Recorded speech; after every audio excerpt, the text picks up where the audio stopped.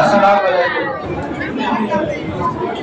அன்பார்ந்த மாணவ செல்வங்களே, உலமா பெருமக்களே, நிர்வாக பெருமக்களே, ஜமாத்தார்களே, இந்த நிகழ்ச்சியுடைய ஆரம்பமாக நமது வீரநாமானா பள்ளிவாசல் ஜமாத்துடைய தலைமை இமாம் மௌலானா மௌலவி எம் ஜமால் முகமது ஹுசைன் ஆலிம் வார்த்தை அவர்கள் சிறிது நேரம் உரை நிகழ்த்துவார்கள்.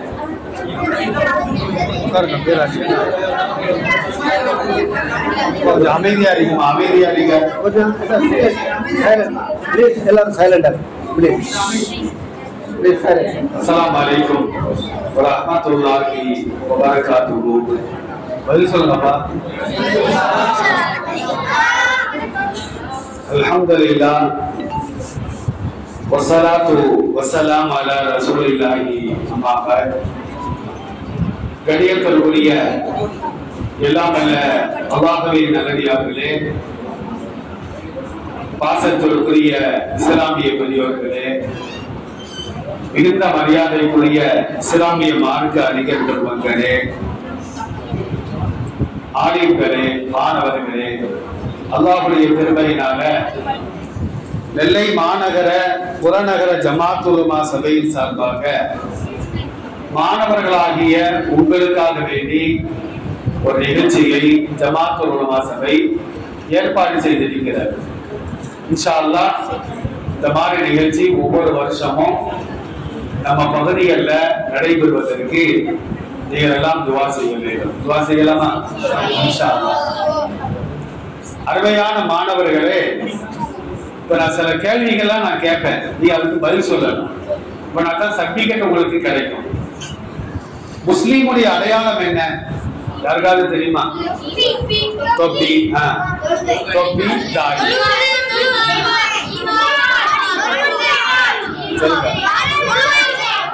சரி, போதும் போதும். ஆனா முஸ்லீமுடைய உண்மையான அடையாளம் என்ன அப்படின்னா, தன்னை மாதிரி முஸ்லீமை பார்க்கும்போது முந்தி கொண்டு அஸ்ஸலாமு அலைக்கும் சலாம் சொல்லணும். இதுதான் ஒரு முஸ்லீமுடைய உண்மையான அடையாளம். சூரத்து நிசா அப்படின்னு ஒரு அத்தியாயம் இருக்கிறது, 4வது அத்தியாயம். அதுல அல்லாஹ் என்ன சொல்றான் அப்படின்னா, வலா தகூலு லிமன் அல்கா இலைக்குமுஸ் ஸலாம லஸ்த முஃமினா.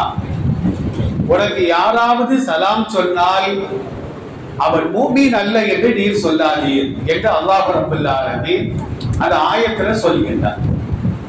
அதனால நாம என்ன செய்யணும் அப்படின்னா, ஒரு முஸ்லீமை நாம் பார்க்கின்ற பொழுது அவர் தொப்பி வச்சிருக்கிறாரா, தாடி வச்சிருக்கிறாரா, சட்டை போட்டிருக்கிறாரா, ஜுப்பா போட்டிருக்கிறாரா, அதையெல்லாம் நம்ம பார்க்கவே கூட. முஸ்லீம் தெரிந்தா நாம என்ன செய்யலாம்? முந்தி கொண்டு அஸ்ஸலாமு அலைக்கும் என்ன செய்யணும்? சொல்லவே. சலாம் சொல்வது நம்ம எப்படி சொல்லணும்? சொல்லுங்க பாப்பா, சலாம் எப்படி சொல்லணும்? அஸ்ஸலாமு அலைக்கும் வரஹ்மத்துல்லாஹி வபரகாத்துஹு வ மக்ஃபிரத்துஹு. ரசூலுல்லாஹ் வந்து அஸ்ஸலாமு அலைக்கும் வரஹ்மத்துல்லாஹி வபரகாத்துஹு வ மக்ஃபிரத்துஹு இந்த 4 வார்த்தையை சொல்லியிருக்கிறார். இன்னைக்கு நாம என்ன செய்யறது? சலாமே சொல்றது இல்லை.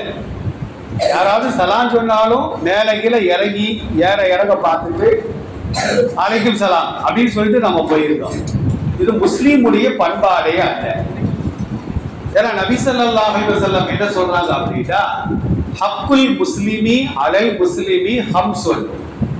ஒரு முஸ்லீம் மற்றொரு முஸ்லீமுக்கு தோற்றத்தை நம்ம பார்க்க கூடாது. நபி ஸல்லல்லாஹு அலைஹி வஸல்லம் என்ன சொல்றாங்க அப்படின்னா, அல்லாஹ் வந்து யாருடைய வெளித்தோற்றத்தையும் பார்க்க மாட்டான், யாருடைய பொருளாதாரத்தையும் பார்க்க மாட்டான். இவர் பெரிய தாடி வச்சிருக்கிறாரு, பெரிய தலப்பா கட்டி இருக்கிறாரு, பெரிய ஜுப்பா போட்டிருக்கிறாரு, அதனால இவரை சொர்க்கத்துக்கு அனுப்பிடுவோம் அப்படின்னு அனுப்பவே மாட்டான். இவர்கிட்ட ரொம்ப சில்லறை இருக்குது, பெரிய பணக்காரரா இருக்கிறாரு, இவரை நாம சொர்க்கத்துக்கு அனுப்பிடுவோம் அப்படின்னு அல்லாஹ் பார்க்க மாட்டான். எதை பார்ப்பான் தெரியுமா? நம்முடைய செயல்களை பார்ப்பான், நம்முடைய உள்ளங்களை பார்ப்பான். நம்முடைய செயல்னா என்ன அர்த்தம்? அடுத்தவருக்கு சலாம் சொல்றாரா, பதில் சொல்றாரா, 5 நேரம் தொழுகிறாரா, இஸ்திக்ஃபார் செய்கிறாரா, குர்ஆனை ஓதுறாரா, அல்லாஹ்விற்கு இணை வைக்காமல் இருக்கிறாரா? இதை பார்த்துதான் அல்லாஹ் என்ன செய்வான் அப்படின்னா சொர்க்கத்தை தருவானே தவிர நம்முடைய வெளித்தோற்றங்களை அல்லாஹ் ஒருபோதும் பார்க்க மாட்டான். நான் சொல்லல, சொல்றது யாரு? நபி ஸல்லல்லாஹு அலைஹி வஸல்லம். அல்லாஹ் சொன்னது சரிதான். அல்லாஹ் சொன்னாலும் ஏன்னா ரசூலுல்லாஹ் அவங்களா பேசுறது இல்லை. இப்ப நான் நானாத்தான் பேசுறேன். ஆனா ரசூலுல்லாஹ் வாயை திறந்தாங்கன்னா ரசூலுல்லாஹ்வா பேச மாட்டாங்க. அல்லாஹ் சொல்லிதான் என்ன செய்வாங்க? ரசூலுல்லாஹ் பேசுவார்கள் என்று அல் குர்ஆன்ல அல்லாஹ் சொல்லிக்கிட்டான். இப்ப சலாம் சொல்வதில் கூட ஒரு ஒழுக்கம் இருக்கிறது. எப்படி நம்ம சலாம் சொல்லணும்? நீங்க சொல்லிட்டீங்க, அஸ்ஸலாமு அலைக்கும் வ ரஹ்மத்துல்லாஹி வ பரகாத்துஹு வ மக்ஃபிரத்துஹு. இப்போ ஒருத்தர் நம்மளுக்கு அஸ்ஸலாமு அலைக்கும் மட்டும் சலாம் சொல்றான்னு வச்சுக்கிடுவோம். இவருக்கு நாம எப்படி பதில் சொல்லணும்? வ அலைக்கும் சலாம், அதோட நிப்பாட்டிக்கணும். ஒருத்தர் சலாம் சொல்லும் போது அஸ்ஸலாமு அலைக்கும் வ பரகாத்துஹு அப்படிங்கிறான்னு வச்சுக்கிடுவோம். இப்போ நாம எப்படி பதில் சொல்லணும்? வ அலைக்கும் சலாம் வ ரஹ்மத்துல்லாஹி வ பரகாத்துஹு. அவர் எப்படி சலாம் சொல்றாரோ அந்த மாதிரியே தான் நாம என்ன செய்யறோம்? பதில் சொல்ல வேண்டும் அப்படின்னு அல்லாஹ் சூரத்து நூர் அப்படிங்கிற ஒரு அத்தியாயம் 24வது வசனம் 24வது அத்தியாயம் அதுல அல்லாஹ் என்ன செய்யறாங்கன்னா இந்த செய்தியை சொல்லி காட்டுகின்றார். ரசூலுல்லாஹ் என்ன சொல்றாங்க அப்படின்னா, ஒரு ஆள் 5 நேரம் தொழுகிறார், ஒவ்வொரு வருஷமும் ரமலான்ல நோன்பு வைக்கிறார், ஹஜ்ஜி செய்யறார், ஜக்காத்தை கொடுக்கிறார், எல்லாம் செய்கிறாரு. ஆனா நான் தான் பெரியவன் அப்படிங்கிறார். இதுக்கு பேர் என்ன பேரு? பெருமைன்னு சொல்லுவாங்க. பெருமை தெரியுமா? பெருமைனா என்னமா அர்த்தம்? அடுத்தவங்களை கேவலமா கருதி தன்னை உயர்வாக கருதுதல். அதுக்கு பேர் தான் என்ன பேரு? பெருமை. இந்த பெருமை நம்முடைய உள்ளத்துல ஒரு அணு அளவு இருந்தாலும் சுவர்க்கத்திற்கு நாம் செல்லவே முடியாது. நபி ஸல்லல்லாஹு அலைஹி வஸல்லம் என்ன சொல்றாங்கன்னா, யாருடைய உள்ளத்துல இப்ப நமக்கு உள்ளம் நிறைய பெருமை இருக்குது, ஆனா ரசூலுல்லாஹ் என்ன சொன்னாங்க? ஒரு அணு அளவு பெருமை இருந்தாலும், அணுனா தெரியுதா? நம்ம வீடுகள் அம்மாமாரு தாளிப்பதற்கு கடுகு வச்சிருப்பாங்க தெரியுமா? கடுகில் 1000ல் 1 பங்கு தான் அணுன்னு சொல்லுவாங்க. கடுகே சிறுசா இருக்கும், சில பேருக்கு கண்ணுக்கே தெரியாது. பலாப்பழமே சில பேருக்கு தெரியாது, கண்ணாடி போட்டு பார்த்தா தான் பலாப்பழமே தெரியும். கடுகு கண்ணுக்கே தெரியாது. அதை 1000 பங்கு வைத்து அதுல 1 பங்கு தான் அணுன்னு சொல்லுவாங்க. அப்ப அது எவ்வளவு சிறுசா இருக்கும்? அந்த அணு அளவு பெருமை உள்ளத்தில் இருந்தாலும் நம்ம எங்க போக முடியாது? சொர்க்கத்திற்கு போகவே முடியாது. இப்ப என்கிட்ட பெருமை இருக்குன்னு வச்சுக்கிடுவோம். டாக்டர்கிட்ட போய் எனக்கு பெருமை ரொம்ப இருக்குது, ஒரு டானிக்கு கொடுங்கன்னு கேட்க முடியுமா? அவர் ஏதாச்சும் மாத்திரை மருந்து தருவாரா? அந்த மெடிக்கல்ல வாங்கி இதை சாப்பிடுங்க, ஒரு பெருமை போயிருக்கு. பெருமையை நீக்குவதற்கு மருந்து மாத்திரையெல்லாம் ஒண்ணு இல்லை. ஆனா ரசூலுல்லாஹ் ஒரே ஒரு வழிமுறையை நமக்கு கற்றுத்தந்தார்கள்.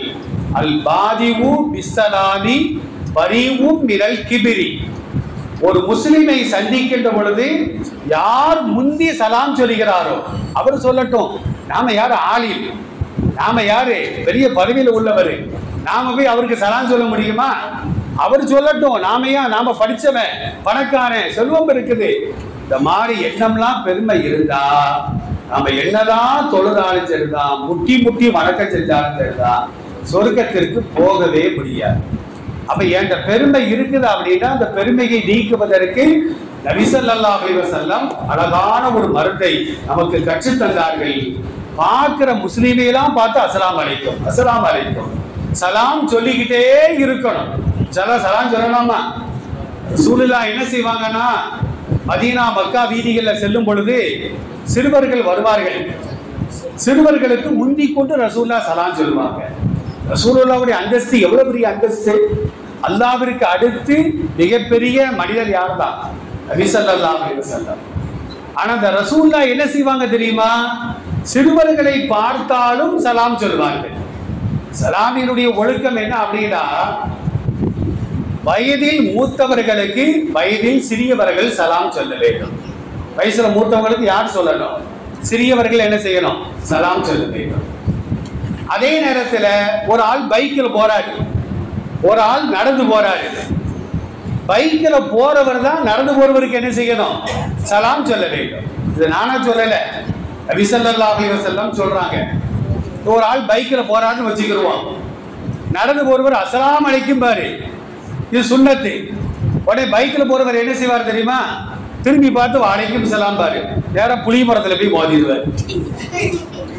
ஏன்னா சலாம் பதில் சொல்லும் போது யார் சலாம் சொன்னா சத்தம் கட்டுச்ச, ஒரு செகண்ட் தான் திரும்புவார், லாரியில போய் மோதிடுவார். இங்க சலாத்தை ஹயாத்து பண்ண இவரு ஹயாத்து போயிடும். அதுதான் ரசூலுல்லாஹ் என்ன சொன்னாங்க அப்படின்னா, வாகனத்தில் செல்பவர் தான் நடந்து செல்பவருக்கு சலாம் சொல்ல வேண்டும். ஆனா இன்னைக்கு பெரும்பாலான முஸ்லீம்களை பாருங்களேன், பைக்கில் வேகமா போற ஆளுக்கு அஸ்ஸலாமு அலைக்கும்ங்கிறது 100 பேரை போய் சேர்ந்துருவாங்க. ஆனா இந்த சுன்னத்தை நாம் பேண வேண்டும். இப்ப நாங்க சேர்ல அமர்ந்திருக்கிறோம், நீங்க எல்லாம் கீழே இருக்கீங்க, நாங்க தான் உங்களுக்கு சலாம் சொல்லணும். எண்ணிக்கையில் குறைவானவர் எண்ணிக்கையில் அதிகமானவருக்கு சலாம் சொல்ல வேண்டும். இப்ப நான் சலாம் சொல்லணும், நான் தான் பேச்ச ஆரம்பிக்கிறேன், நான் ஒரு ஆளு, நீங்க 100 பேர் உட்கார்ந்து இருக்கீங்க, நான் தான் சலாம் சொல்லணும். அல் கலீலு அலல் கசீர் அல் மாரு ரசூல் நபி ஸல்லல்லாஹு அலைஹி வஸல்லம் சொன்னார்கள், எண்ணிக்கையில் குறைவான எண்ணிக்கையில் குறைவானவர் எண்ணிக்கையில் அதிகமானவருக்கு சலாம் சொல்ல வேண்டும்.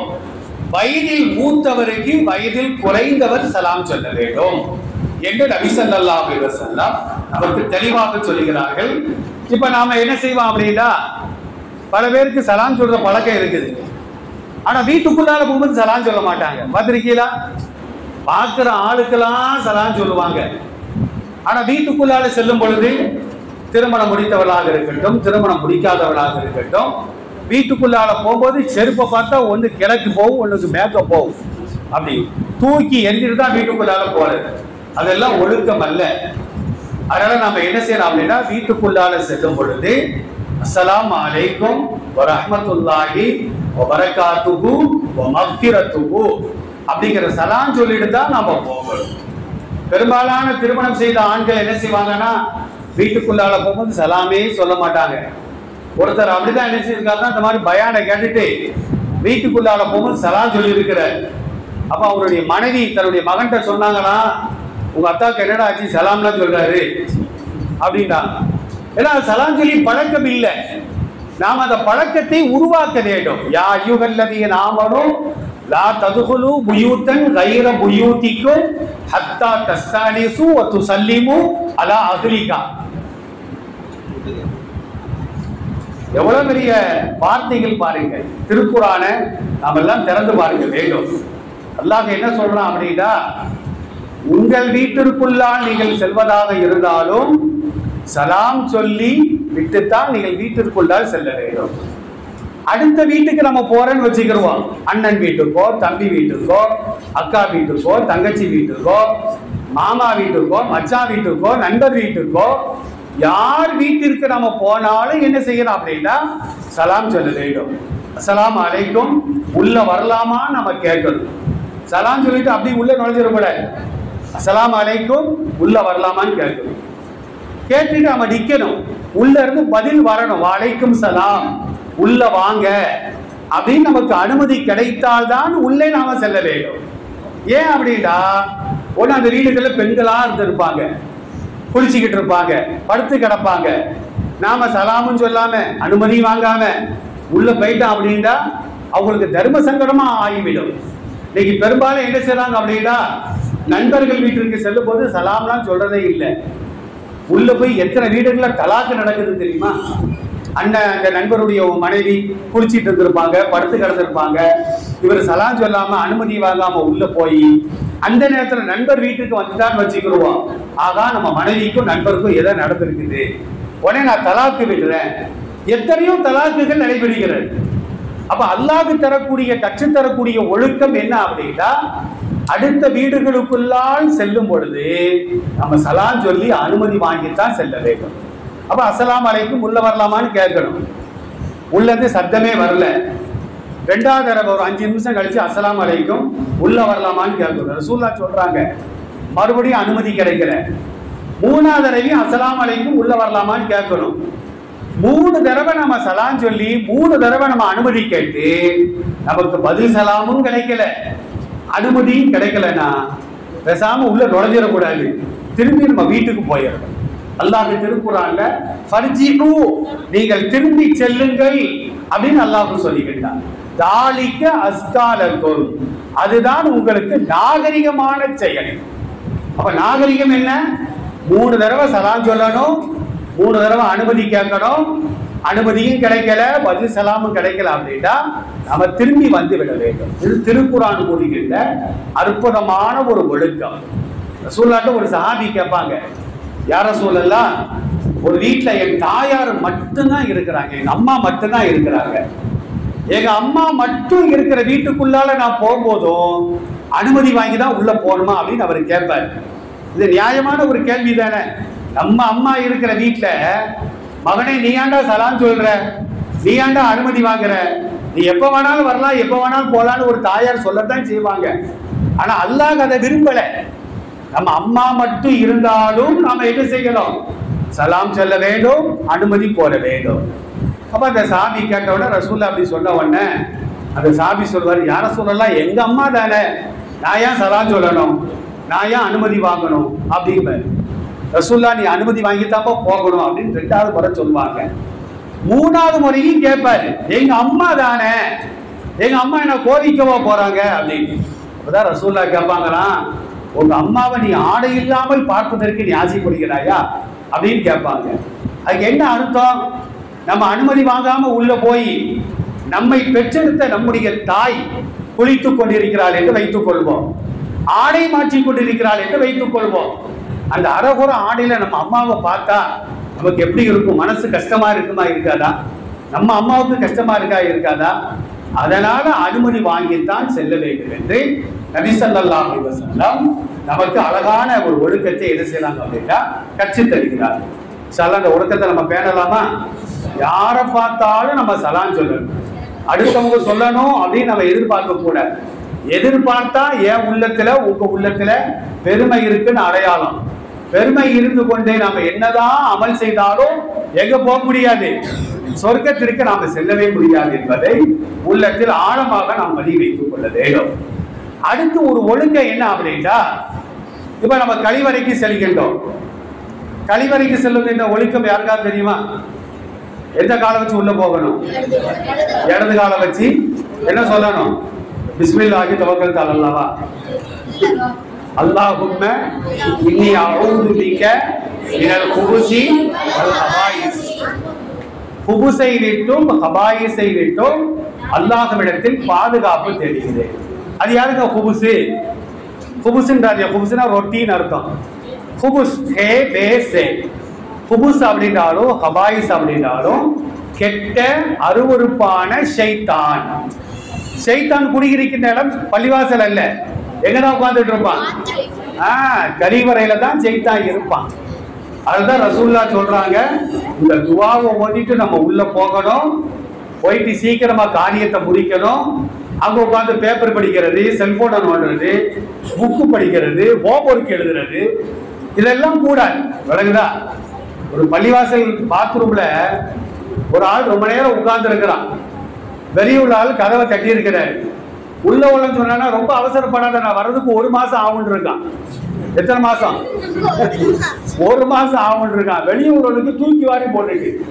கடையில் பார்த்தா போன்ல எவன்டே பேசியிருக்கான். போன்ல வந்து என்ன சொல்றான், நான் ஊருக்கு வர்றதுக்கு 1 மாசம் ஆகும். அப்ப உள்ள போய் நம்ம பேசலாமா? அந்த நாத்தம் முடிச்ச இடத்துல சீக்கிரமா வெளியே வர்றதுக்கு தான் சில பேர் வீட்டுக்கு தெரியாம கொய்யாப்பழத்தை உள்ள போய் சாப்பிடுறது நடக்குது. சில இடங்கள்ல நடக்குது. 4 பேருக்கு தெரியுமங்கிறதுக்காக உள்ள போய் பலாப்பழத்தை உரிச்சு சாப்பிடுறது, ஆப்பிள் பழத்தை சாப்பிடுறது. இந்த மாதிரி நம்ம என்ன செய்யக்கூடாது, அந்த மாதிரி காரியத்தை செய்வது கூட. உள்ள போயிட்டா அப்படின்னா காரியத்தை முடிக்கணும். வெளியே வரப்போது வலது காலை வைத்து குஃப்ரானக என்ன சொல்லணும்? குஃப்ரானக என்ன அர்த்தம்? உன்னிடத்தில் பாவ மன்னிப்பு தேடுகிறேன். உள்ள போய் நம்ம பாவமா பண்றோம், யோசித்து பார்க்கணும். ரசூலுல்லாஹ் இந்த துஆவை ஓத சொன்னாங்க, யோசித்து பார்க்க வேண்டும். உள்ள போய் உட்கார்ந்தோம், வெளியாகக்கூடிய கழிவுகள் வெளியாகிட்டுனா பரவாயில்லை, வெளியாகலன்னு வச்சுக்கிடுவோம். ஒரு ஆள் யூரின் போறாரு, யூரின் வரல, ரத்தமா வருதுன்னு வச்சுக்கிடுவோம். உடனே டாக்டர்கிட்ட கொண்டு போவோம். ஒரு நாளைக்கு ஒரு தடவை யூரின் போறதா இருந்தா 10,000 ரூபாய் செலவழிக்கிறாங்க. நீங்க சமுதாயத்துல பாக்குறோம். ஆனா நம்ம அப்படிலாம் இல்லாம அல்லாஹ் நம்மளுக்கு என்ன செய்யறான்? போன உடனே கழிவுகளை இலகுவாக வெளியாக்குகின்றார். இதுக்கு நாம் அல்லாஹ்வுக்கு நன்றி செலுத்த முடியுமா? நன்றி செலுத்த முடியுமா? முடியவே முடியாது. மருத்துவமனைகளுக்கு சென்று நோயாளிகளை நம்ம சந்திக்கணும். நபி ஸல்லல்லாஹு அலைஹி வஸல்லம் நோயாளிகளை சந்திப்பது கூட சுன்னத்து என்று சொன்னார்கள். நோயாளிகளை ஏன் நம்ம சந்திக்கணும்? சந்திக்கின்ற பொழுதுதான் யா அல்லாஹ் இந்த நோயை விட்டு என்னையை பாதுகாத்துட்ட, உனக்கு நன்றி, நான் 5 நேரம் தொழுகுவேன், நஃபிலான வணக்கங்களை நான் செய்வேன் அப்படிங்கிற எண்ணம் நமக்கு என்ன செய்யும்? வரும். அப்ப கழிவறைக்கு போய் கழிவுகள் வெளியாகவில்லை என்றால், ஒரு ஆளுக்கு யூரின் வெளியாகல என்ன செய்வாங்க? வயிற்று பக்கத்துல ஓட்டை போட்டு ஒரு டியூப்பை சொருகி ஒரு பைய தொங்க போட்டுருவாங்க. எவ்வளவு கன்றாவி பாருங்க. அங்க சாதாரண ஒரு செலவா லட்சக்கணக்கான ரூபாய்கள் செலவாகும். அந்த பைய டெய்லி மாத்தணும். கழிவுகள் நிறைஞ்சிட்டா அது வேற, உடைஞ்சிட்டா அது வேற. அப்படிலாம் இல்லாம நாம போய் உள்ள போய் உட்கார்றோம், அல்லாஹ்வுக்கு கழிவுகளை வெளியாக்குறான். இதுக்கு என்னால நன்றி செலுத்த முடியாது, யா அல்லாஹ் என்னுடைய பாவத்தை மன்னித்து விடு. அதான் குஃப்ரானக. நபி ஸல்லல்லாஹு அலைஹி வஸல்லம் அற்புதமான ஒரு துஆவை நமக்கு என்ன செஞ்சாங்க? கற்று தந்தார்கள். அதனால இன்னைக்கு நாம என்ன செய்யணும் அப்படின்னா, கழிவறைக்கு செல்லும் பொழுது இடது காலை வச்சு உள்ள போகணும். போகிறதுக்கு முன்னாலே அல்லாஹும்ம இன்னி அஊது பிக்க மினல் குபஸி வல் கபாயிஸ் துஆவை மாத்தி ஓதிடக்கூடாது. ஒருத்தன் உள்ள போய் தூங்கிட்டானா, புரட்ட சத்தம் கேட்குது, தட்டி எழுப்பி வெளியே கொண்டு வந்தா அவன் சொல்லிருக்கான் நான் துஆவை மாத்தி ஓதிட்டேன்னு இருக்கான். என்னடா துஆ ஓதின? அல்லாஹும்ம பிஸ்மிக்க அமுத்து வாகியா ஓதிருக்கான். அது எப்போ ஓதக்கூடிய துஆ அது? அவன் அந்த துஆவை ஓதிட்டு உள்ள போக அல்லாஹ் அந்த துஆவை கபூலாக்க உள்ளேயே பெட்டை விரிச்சிட்டான். அதனால கவனமா, அதான் சில பள்ளிவாசல வெளியே எழுதி போட்டிருக்கிறாங்க. இந்த பஸ் ஸ்டாண்டில் பார்த்துருக்கலாம், கழிவறையில் ஆண் பெண் போட்டிருப்பாங்க. சில பேருக்கு படிக்க தெரியாது, அதான் ஒரு ஆம்பளை போட்டோ ஒரு பொம்பளை போட்டோ மாட்டியிருப்பாங்க. அதே சில சைட்தான் போட்டோவை மாற்றி ஒட்டிடுவான். சில பேர் மாற்றி உள்ள போயிடுவான். அதுதான் பல பள்ளிவாசல்கள் கழிவறைக்கு செல்லும் போது ஓதும் துவா, கழிவறை விட்டு வெளியே வரும்போது ஓதும் துவா. அந்த துவா தான் நம்ம மனப்பாடமாக என்ன செய்ய வேண்டும்? ஆக்கி வைத்துக் கொள்ள வேண்டும். அடுத்து என்ன அப்படின்னா, தும்மல் போடுறோம். தும்மல் போடும்போது நாம என்ன சொல்லணும்? அல்ஹம்துலில்லாஹ் அப்படிங்கிற வார்த்தையை சொல்ல வேண்டும். இப்ப நான் தும்மல் போட்டு அல்ஹம்துலில்லாஹ் சொல்றேன், அதுக்கு நீங்க என்ன சொல்லணும்? யர்ஹமுக்கல்லாஹ்னு சொல்லணும். அதுக்கு நான் என்ன துஆ செய்யணும்? யஹ்தீகல்லாஹு வ யுஸ்லிஹு பாலக அப்படின்னு நாம என்ன செய்யணும்? சொல்ல வேண்டும். சாதாரணமான ஒரு தும்மல் தான். அந்த தும்மலுக்கு எவ்வளவு பெரிய துவா பார்த்தீங்களா? ஏன் நம்ம தும்மல் போட்ட பிறகு அல்ஹம்துலில்லாஹ் சொல்றோம் அப்படின்னா, தும்மல் போடும்போது படுத்து கிடக்க கூடாது, உட்கார்ந்து இருக்கலாம். படுத்து கிடந்து தும்மல் போட்டால் அங்கன புடிச்சிக்கணும். அதை எழுந்து உட்கார்ந்து தான் நம்ம தும்மல் போட வேண்டும். ஒரு ஆள் பைக் ஓட்டுறாரு, கார் ஓட்டுறாரு. பைக் ஓட்டும் போது, கார் ஓட்டும் போது தும்மல் வந்தா வண்டியை ஓரமா நிப்பாட்டி தான் நம்ம தும்மல் போட வேண்டும். ஏன்னா 2 வருஷத்துக்கு முன்னால ஒரு பேங்க் மேனேஜர் மனைவியை கூட்டிட்டு சென்னைக்கு போறாரு. கார்ல வண்டி ஓட்டும் போது தும்மல் போட்டிருக்கிறார். தும்மல் போடும் போது உடம்புல உள்ள எல்லா நரம்புகளும் செயல்படும். தும்மல் போடும்போது ஸ்டீரிங்கை ஓட்டிட்டார். பாலத்திலிருந்து கீழே விழுந்து 2 பேருமே வஃபாத் ஆகிட்டாங்க. அவர் ரசூலுல்லாஹ் சொல்லி தரக்கூடிய சுன்னத்தை பேணாத காரணத்தினால ஹயாத்தை விட்டுட்டாங்க. அதனால நம்ம என்ன செய்யணும்? தும்மல் போடும் பொழுது அமைதியாக நிதானமாக எழுந்து உட்கார்ந்துதான் தும்மல் போட வேண்டும். தும்மல் போடும்போது நம்முடைய ஹார்ட் என்ன செய்யுது அப்படின்னா நின்று விடுகிறது.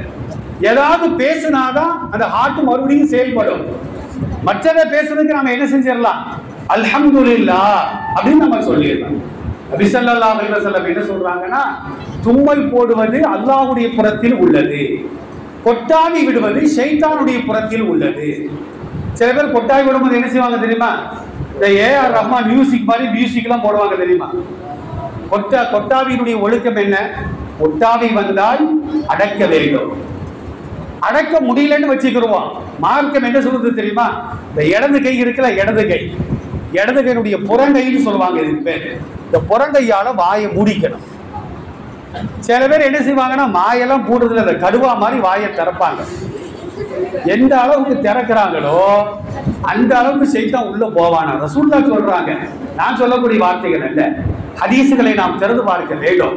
இந்த சின்ன சின்ன சுன்னத்துகளை எல்லாம் நாம வாழ்க்கையிலே கொண்டு வர வேண்டும். நாம கொட்டாவி விடும் போது சில பேர் பாட்டு பிடிக்கிற மாதிரி ராகம்லாம் போடுவாங்க. அதை பார்த்து ஷைத்தான் சிரிக்கிறான். நபி ஸல்லல்லாஹு அலைஹி வஸல்லம் சொல்கிறார்கள். அப்ப கொட்டாவி வந்தால் அடக்க வேண்டும், அடக்க முடியவில்லை என்றால் வலது கை அல்ல இடது கையினுடைய புறங்கையினால் வாயை நாம் என்ன செய்யறோம், மூடிக்கொள்ள வேண்டும். சரி, தொழுதுகிட்டு இருக்கிறோம், தும்மல் வருது, தும்மல் போடுறோம். இப்ப நம்ம அல்ஹம்துலில்லாஹ் சொல்லலாமா? தொழுகையில சொல்லக்கூட. தொழுதுகிட்டு இருக்கிறோம், ஒரு பெரிய ஆலிம் ஹஸரத்தே வாராங்கன்னு வச்சுக்கிறோம். ஹஸரத்தே அஸ்ஸலாமு அலைக்கும் சலாம் சொல்லலாமா? தொழுகையில போதரசு வந்தாலும் சரிதான், சாவலசு வந்தாலும் சரிதான், சலாம்லாம் தொழுகையில ரசூல்லாவே வந்தாலும் சரிதான். தொழுகையில வந்து சலாம் சொல்வதோ, சலாத்திற்கு பதில் சொல்வதோ. சில பேர் என்ன செய்யறாங்க அப்படின்னா, தொழுது இருக்கும்போது போன் வருது, தொழுகையிலே போன் எடுத்து நான் தொழுதுகிட்டு இருக்கிற பிறகு பேசுறேன். தொழுகைதான் போயிட்டேன், எங்க பள்ளியில நடந்துச்சு இந்த கதை, அதனால நான் சொல்றேன். பெரிய ஆள் தான், இபாதத் செய்யக்கூடியவர் தான், போன் வந்துச்சு அட்டன் பண்றாரு, நான் தொழுதுகிட்டு இருக்கிறேன் பிறகு பேசுறேன். ஒரு வீட்டுல 3 பெண்கள் தொழுதுகிட்டு இருந்தாங்க. அப்ப பார்த்த வீட்டுல பூனை வந்து பால் சட்டியை உருட்டி இருக்கு. ஒரு பொம்பளை சொன்னாங்க தொழுதுட்டு இருக்கும்போது வீட்டுக்கு கிச்சன்ல பூனை அடிக்குது அப்படின்னு. அவ தொழுக பாத்தியில அப்படின்னு. 2வது பொம்பளை சும்மா இருக்க வேண்டியதானே, தொழுவும் போது பேசக்கூடாதுன்னு இருக்கா. இது எப்போ? தொழுதுகிட்டு இருக்கும் போது. அவளுக்கும் தொழுக பாத்தி. 3வது பொம்பளை அவ சும்மா இருக்க வேண்டியதானே, தொழுகும் போது நான் தான் பேசாம இருக்கேன்னு இருக்கா. இதெல்லாம் பேசியாச்ச. அப்போ 3 பெண்களுடைய தொழுகையும் பார்த்து, தொழுகையில வந்து சாப்பிடுவதோ, குடிப்பதோ, பேசுவதோ. சில பேர் தக்பீர் கிட்ட நம்ம எங்க பார்க்கணுமா? தொழுகும் போது கிப்லாவை தான் பார்க்கணும். கிப்லா திசையில சஜிதா செய்யக்கூடிய இடத்தை தான் பார்க்கணும். சில பேர் அதை மட்டும்தான் பார்க்க மாட்டான், எல்லாத்தையும் பார்த்துட்டு இருப்பான். பள்ளியாசல யார் வாரா, யார் போறா, டைம் என்ன, நம்ம டைமும் பள்ளியாசல டைமும் ஒன்னா இருக்குதா அப்படின்னு என்ன செய்யறது, பார்க்கறது. இதுக்கு பேர் இஹ்திலாசும் மினஷ் ஷைத்தான் அப்படின்னு ரசூலுல்லாஹ் சொல்றாங்க. தொழுகையில வந்து ஷைத்தான் பறிக்கின்றான். இந்த மாதிரி அக்கம் பக்கம் என்ன நடக்குது, ஏது நடக்குது. சில பேர் தொழுகிட்டு இருக்கும் போது நண்பர் போவாரா, தொழுகிட்டு இருக்கும் போதே போகாத நில்லு அப்படிம்பாங்க. சைக்கிளை காட்டுறது, சைக்கிளை காட்டினாலும் தொழுகை பாத்திலா போயிடும்.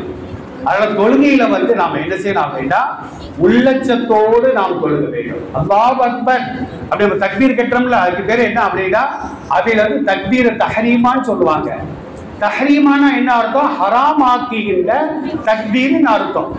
தொழுகைக்கு முன்னாடி எதெல்லாம் ஹலாலோ அதெல்லாம் தக்பீர் கட்ட பின்னால ஹராமா போயிடும். சலாம் சொல்வது ஹலால், தக்பீர் கட்ட கூட என்ன செய்யக்கூடாது, சலாம் சொல்வது கூடாது.